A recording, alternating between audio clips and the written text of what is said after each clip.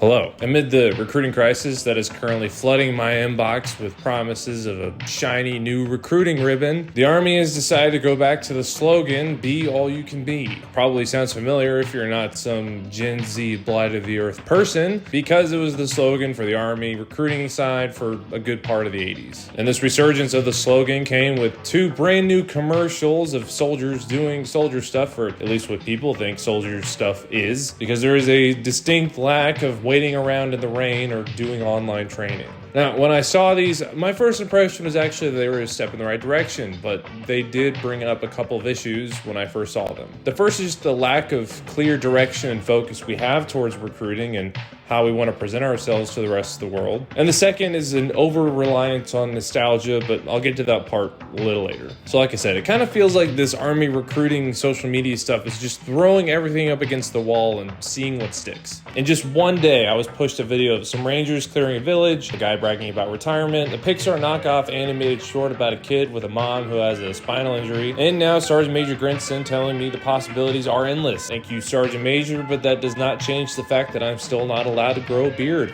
None of these really have any clear message or underlying theme between all of them, and it's hard to determine what kind of image the Army is trying to present, though historically that wasn't as much of an issue. In the 70s and 80s, the Army was trying to present itself as a more relaxed and modern organization, as a way of changing the opinions that were the result of the Vietnam War. Hair was longer, people certainly smiled a lot, and the music was appealing to the audience at the time. There's a hungry kind of feeling, and every day it grows.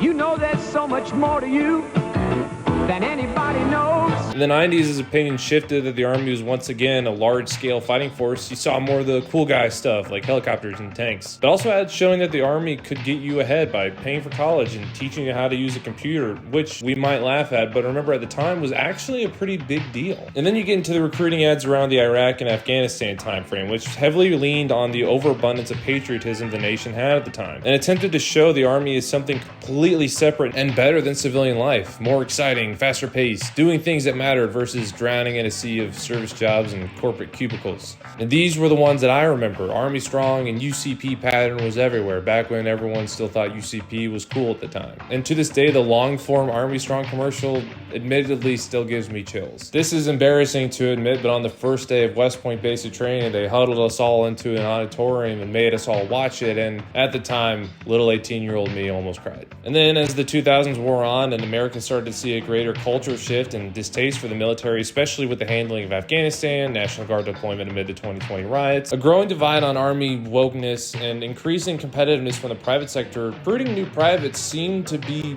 almost impossible. Throughout this whole period, the Army didn't really know what kind of face it wanted to present to the public, and it placed us in an area I would argue is pretty close to how we were after Vietnam. Trust in the organization is falling, questions of our tactical abilities are rising, feelings that the current government isn't worth defending with your life, with people on both sides of the aisle unhappy with how things are going. People don't really know what the Army is for or even does these days, because for the first time in 20 years, we're not really in any large-scale deployments that involve combat anymore. Keyword being large scale. Obviously, there is still other stuff going on. Now, one reason I think the Army has struggled with this is that it's had to shift from commercial and radio, which is fairly straightforward and easy, to just an overabundance on the internet. And unlike large corporations that have dedicated PR teams and everything is super streamlined and controlled, the Army just tends to be all over the place and frankly is just a mess. Every small Army organization seems to have their own Instagram, Facebook page, and website. Just type in US Army into the Instagram search bar and see for yourself how many official Army accounts there are, and these are just the big ones. Every corps has an account, every garrison has an account. Sometimes a corps and a garrison will have an account and then for some reason have one where they're combined. Every brigade has an account, every battalion has a Facebook page, every school, club, hell, even the PXs have separate accounts for each one of the different posts. Why does the PX need an Instagram account? I only go there to buy camo paint and a knockoff Chipotle bowl. And all of these accounts have wildly varying degrees of quality, from pretty badass to just absolutely cringe-inducing. Though I would say that the vast majority simply fall under the category of mediocre, and all of them under the umbrella of official Army publications. Does an organization's ability to make a decent Facebook page indicate its ability to fight or train? No, not at all, obviously. But that's the only impression that people are going to have if they don't have access to anything else in the Army. The people that you're trying to recruit especially. Just look at the Army's official YouTube page. It's Good Idea Fairy Manifest. There seems to be no predictability in what one could expect watching it. Weird attempt at a webcam podcast? Sure, why not? Cringy video about teaching a kid how to call marching commands? Full send. An 18-part series on the Cav Scout OSA? Shit, why didn't we think of this before? Now, obviously, these are cherry-picked examples that I can talk about, but just looking at it, you can just tell from the content uploaded that it just goes through these cycles every time someone new takes over. Someone new will inevitably come in, have all these great ideas for new content that's going to change the face of the Army as it's presented on the internet. And then, of course, it being the Army, that person's only in that position for like maybe a year, and then they leave, and then someone else new comes in with all these other brand new ideas, and the cycle just repeats itself. And this is evident just in the sheer amount of these short-lived and unpredictable series of videos they put out. Now, if we go back to look at these new ads, we can kind of see what they're trying to do by combining elements that have worked in the past. The overall message comes from a time where the political climate and state of international relations were similar.